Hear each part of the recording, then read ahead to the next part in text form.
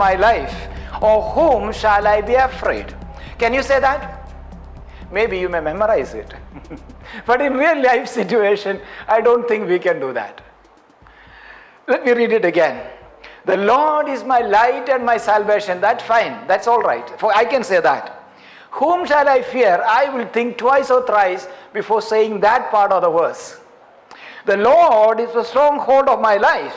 That's fine as well for me. But when it comes to the second part, of whom shall I be afraid? I think I had to think twice about it. But this man has no such thinking. Nothing inhibits him. He is challenging the world.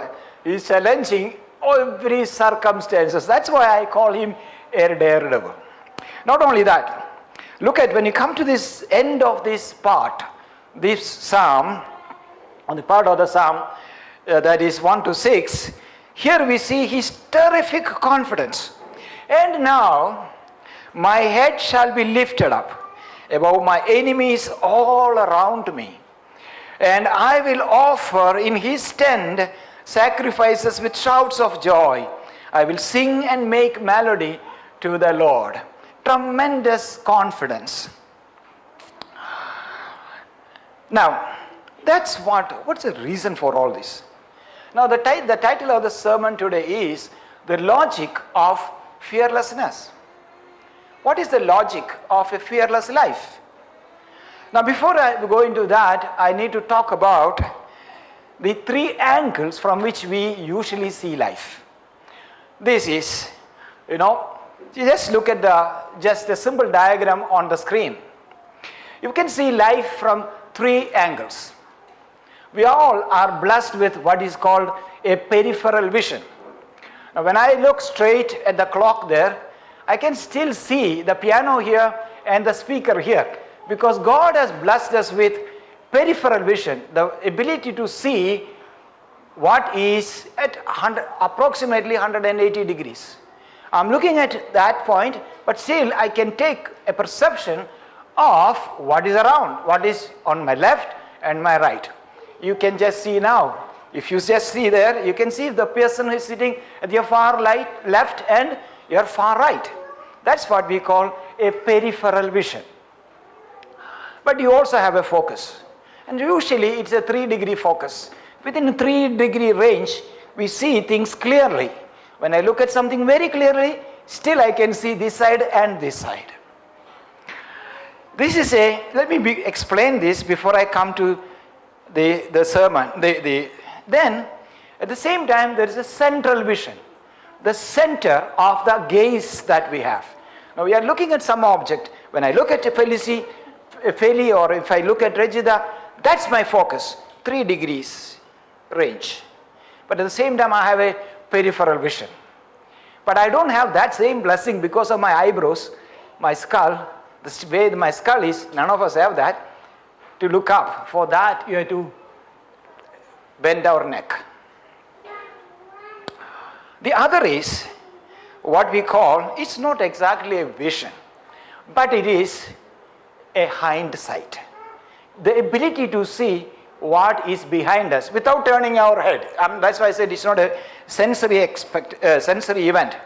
It is a mental perception. The hindsight is a mental perception to take stock, to perceive what has already happened.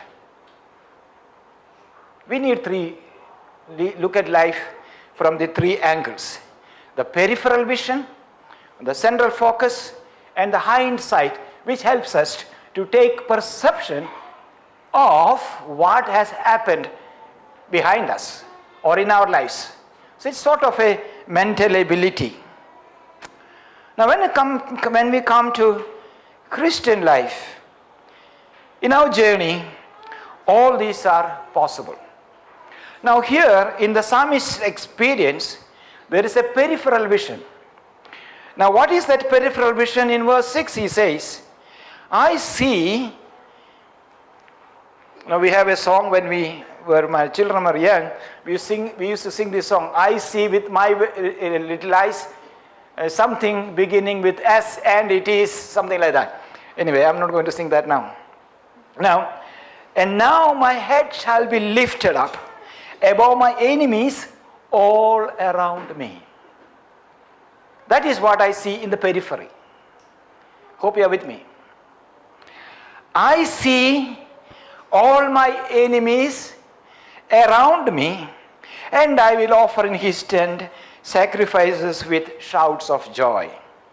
So what is happening here? The psalmists have enemies. Now look again on verse 3. Though an army encamp against me, my heart shall not fear.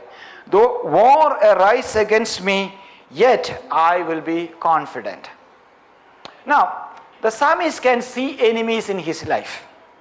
But the psalmist is a daredevil, a spiritual daredevil, and part of his logic, the reason being fearless and being able to challenge every circumstances in his life is he has all the threats of his life on the periphery. That's the magic.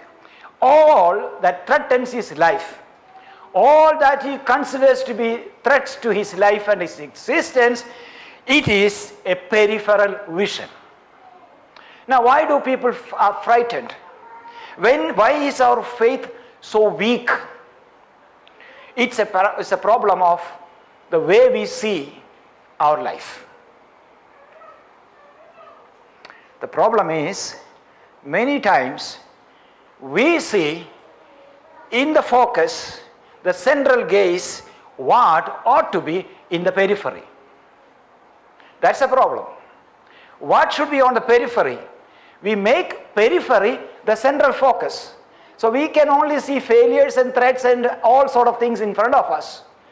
But we bring what should be on the periphery to the center of our vision. And we look at it, meditate on it, and then as a result get discouraged about it. And we are afraid. The first part of the logic of fearlessness is to keep what should be in the periphery. Never bring what is on the periphery to the center. That's what the psalmist tells us. The secret of a fearless life, confidence in the Lord, trust in the Lord, is to keep what is in the periphery in the periphery. But we are tempted to bring what is on the periphery to the center of our life. Now, when we move on, see, many of us live not by or guided or go in the direction of what we see right in front of us. Like we always have a frightened look. We look through the corners of our eyes. This is how we live, or this way. Have you ever moved that way? Yes, I have. When you go to theme parks, adventure parks and all sort of things, there are things that threaten you. There are a lot of frightening rides that you ride in the theme parks, maybe in Disney and other places. There are lots of things on the side which try to catch you and all sort of things. So you are actually living by looking at this side and this side, but we stumble right in front of because there is something in front of us. Does it make any spiritual meaning to you? When we do this sort of thing, frightened, when our eyes, we see what is in the corner of our eyes, look at life through the corners of our eyes, then straight forward. Now, there is something else. That is what I call the hindsight. Now, we turn to verse 2 of the psalm, verse 2. Here it says, when evildoers assail me to eat up my flesh, my adversaries and foes, it is they who stumble and fall. Now, most of the English translations have sort of a word, verse 3 please. Psalm 27 verse 2. When evildoers assail me to eat up my flesh, my adversaries and foes, it is they who stumble and fall. Most English translations have a present tense. But in Hebrew, it is a past tense, it's a perfect, it's a katal form. So you should read it this way. When evildoers assail me to eat up my flesh, My adversaries and foes, they stumbled and fell. That is the correct translation of this verse. I don't know how most of these English translations got this wrong. It is they who stumbled and they fell. Now, the point here is the psalmist has a hindsight, lives with the benefit of hindsight. He can look at his past without turning his head. That's the most important thing. He can look at what has happened in his journey without turning his head. And he can take a mental perception of what has happened. And he can see that every failure, every defeats in his life, every problem in his life is a thing of the past. That's what it is. He ignores the periphery. Why? Because on the periphery he can only see threats, enemies encamped against him. On the periphery he can only see enemies trying to eat his flesh. But he draws courage from what has happened, the victories of the Lord. How God changed threats of the past to his victory. And I want to move on quickly to the third aspect of his life. The third aspect is he has a central vision. Now what does he say on verse 4?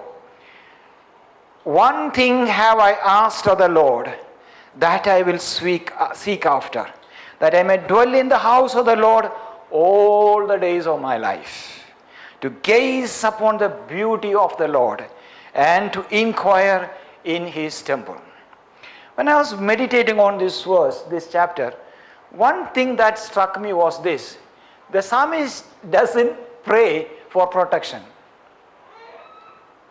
In this psalm, I'm talking about 27, 1 to 6. Most biblical scholars will consider Psalm 27, 1 to 6 as a psalm, 7 to 12 as a separate psalm, somehow joined together. That is why I'm treating it separately. 27, 1 to 6, we don't see a prayer for protection. We see the reality of enemies. Can you think of, you can think of a situation in your job place. You can think of a situation in your finances. But can you ever imagine that? Can you describe that? Or is it so big as if an army has encamped against you? No. When Maharashtra police sends, you are under arrest warrant, let's imagine, or me, that will be easier for you to imagine, put me in the trouble spot. So when they send somebody to arrest me, they are not going to send a battalion of police. They may send 1 or 2 constables. 2 constables, that's all. But here the psalmist thinks of the trouble in his life as if he is surrounded by a big army for one person. And he thinks of the enemies as somebody who is trying to devour him. Now, but still, this man, this spiritual daredevil, is not asking for protection. He is not asking for protection. But he simply is so confident, and he says, one thing I ask of the Lord. All that I need is to gaze upon the beauty of the Lord. Gazing upon the beauty of the Lord. That is something that really made me really think and love this psalmist. And the spiritual experience that he has. To dwell in the house of the Lord and to gaze upon the beauty of the Lord. Amazing, isn't it? So what is his object? Object of his vision. The object of his vision is the beauty of the Lord. And which is the best vantage point from which you can see that beauty of the Lord. The location is the presence of the Lord. Now today's worship was the main theme so far has been the presence of the Lord. The presence of the Lord. And many of us really experienced it. It has started yesterday in the church, in the prayer yesterday. When we started the Saturday evening prayer, there was a tremendous experience of the presence of the Lord that was felt among us. We were only 10 people, maybe 12. I didn't count how many people were there. But now you come to this point now, where can I say, from where can I see this, the beauty of the Lord?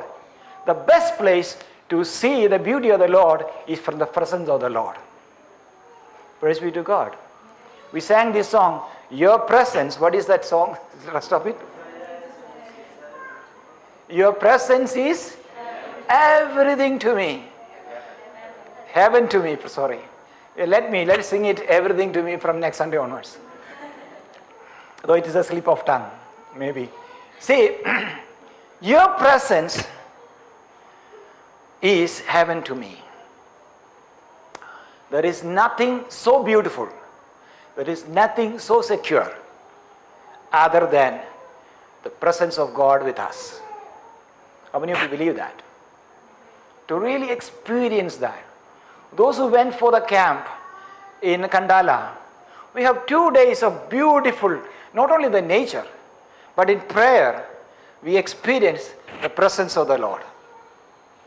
The beauty of His presence. That is the place from where we can look at the entire life, whole life. The best place to see our life before God is to see it from the presence of the Lord, in the house of the Lord. Then what we see is the beauty of God. What is the beauty of God? This is a little troubling, isn't it? Unlike these Hindu temples or any other temples that we have in India, in the temple of Yahweh in Jerusalem or anywhere, there was no idol. There was no lighting. Actually, the Holy of Holy, according to Pompey, who entered into that, it was a dark place, dark room. There was nothing there. So what is this beauty of the Lord? What is this beauty of the Lord? Now if you go to our one of the temples in India, the idol is beautiful. It is decorated. It is washed. It is anointed with milk or ghee or oil or something. They put a garland over it and they make the idol so beautiful. Is that the beauty of the Lord? No. Because no idol is allowed in the temple of the Lord. Then what are you going to see in the temple? Psalmist says, I will gaze upon the beauty of the Lord. What is he gazing upon? There is no idol. And there is hardly any catching decorations there. There is no lighting there. There is nothing. The architecture is also not that very amazing. We know from archaeology that the temple in Jerusalem was not that great, because there were even greater temples all over the West Asian culture, ancient West Asia. It was not such a marvelous building in comparison. Then where is the beauty that you are going to see in the temple of the Lord? It's a very simple thing. This word, same Hebrew word, is used in Psalm 90 verse 17. The other place where it is used in a similar context. It says in Psalm 90 verse 17, it says, let the favor of the Lord our God be upon us, and establish the work of our hands upon us. Yes, establish the work of our hands. What is the beauty of the Lord? Beauty of the Lord is not an abstract concept. Beauty of the Lord is what He has done in my life. The favor of the Lord. The beauty of the Lord is the favor of the Lord.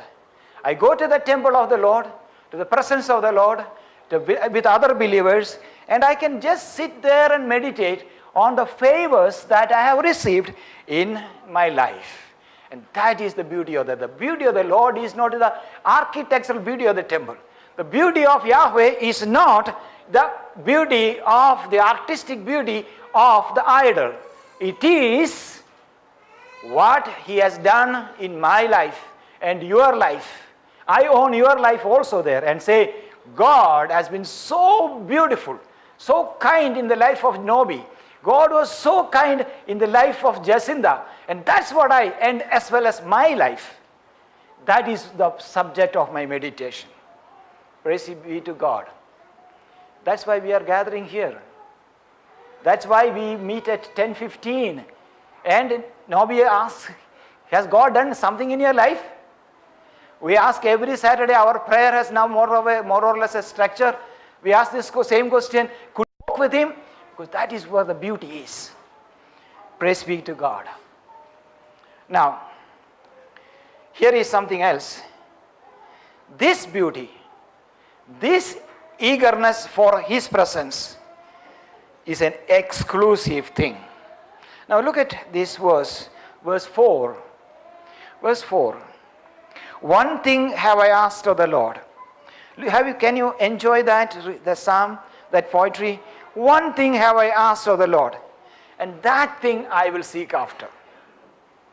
How many things? Here is a genie. Now I was talking to my friends, colleagues the other day, and we were having joke and making some jokes about somebody, harmless jokes about somebody. And I said, the genie came and genie gave them 3 wishes. And they asked me, what is that? So I just, after maybe an hour or two of hard work, I just walk into the rooms, the office of my colleagues, in order to make them, cheer them up. And that's my way of relaxing. And some of my colleagues are not very serious people, so they entertain me as well. So I told them the story of the genie, and I said, genie came 3 wishes. And these people asked all the 3, but they forgot the 4th one. So now the genie has given all the 3 wishes. Now the genie is going to show his true nature. They are going to devour them, eat them, swallow them. Now what they are going to do? No, this was a simple joke. But here, there is only one thing. Whether genie is not giving an option, nor I am asking for 3 wishes. I have only one. Psalmist says, I have only one wish. Only one. Not even 1.5. Just one. And what is that? And that is what I seek. That is what he says. I am seeking only one, that I may allow me to dwell in the house of the Lord. In many Psalms you can see this. Panting, fainting for the house of the Lord. Psalm 42, for example. To dwell in the altars of the Lord. The psalmist asks only one thing. I have asked the Lord, I will seek after, to be in the dwelling place of God all the days of my life, so that I can gaze upon the beauty of the Lord and to inquire in his temple. I just want to come back and conclude here. The beauty of the Lord. Make that the central focus. Ignore the peripheries. Let me open a secret chamber of my own life. I thought that will be the best way to explain what the beauty of the Lord is. I'm a Christian minister, living by faith, but I have a salary. So, life was not always easy for us. We had a small budget, but we had a great God. One day when my son was about 3 months or 4 months old, I was a student and my wife had no job. So we had to live with a student's allowance, and we had a son. And many people had advised us when we were our family members not to have a child when we were students. After that probably. But we decided to have the child. Trusted in God. But it was a big faith. And one evening, around 4 o'clock or 5 o'clock, my wife told me that the last can of the baby food is going to be over, only for one more meal. This evening, that can will be over. So she said, what to do? Because there is no more can to open, and we didn't have any money to buy. Because the money has gone, already gone. We had no money to buy another can or tin of the baby food. With a 3-month-old baby. And the baby cannot eat anything other than that, because he is not on solid food yet. He is only 3 or 4 months old. We were stunned. I want to be very honest, we didn't pray even. Because we were so frozen with fear and anxiety, we could not even pray. That evening, One of my friends came to visit us, and he wanted to see the baby because he hasn't seen him at all. So he just came. He happened to be in Bangalore. He don't live in Bangalore. We were in Bangalore that time. He just to visit us. And he came and left something with my wife. And we thought it must be some dress for my child or a toy for my child. So we thanked him. We did not open it. So after a long conversation, he left. And my wife opened the package.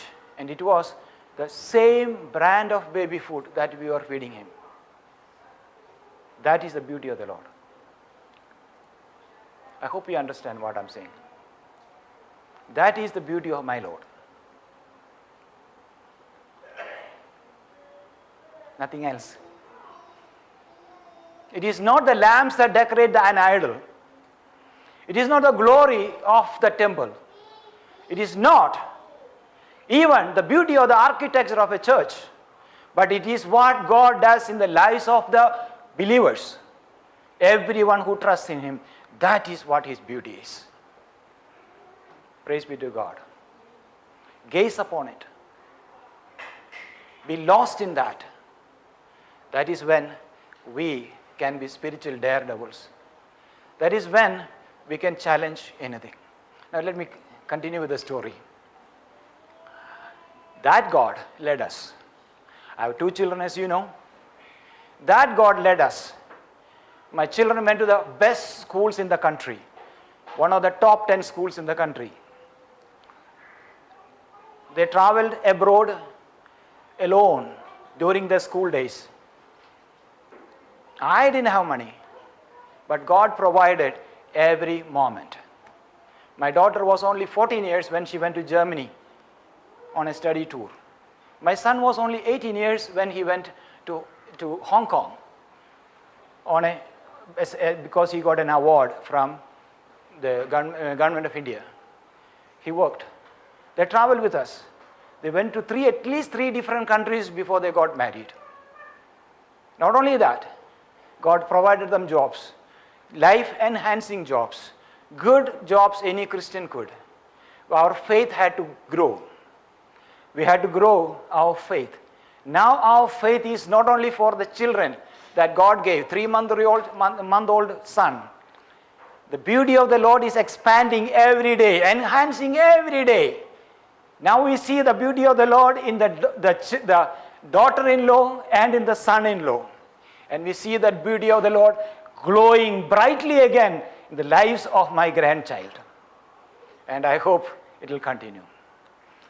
We need a God like that. You need to experience that God. For that you need a hindsight. I'm pretty sure everyone sitting here had at least been touched once at least in your life. But have you taken that touch seriously or not? That's the challenge I have. Or are you living with a peripheral vision, that threatening scenes around you? Or do you have the beauty of the Lord right in front of you? The favor of the Lord. And that is the logic of fearlessness. Praise be to God. God bless you all. Let's all stand together to worship the Lord.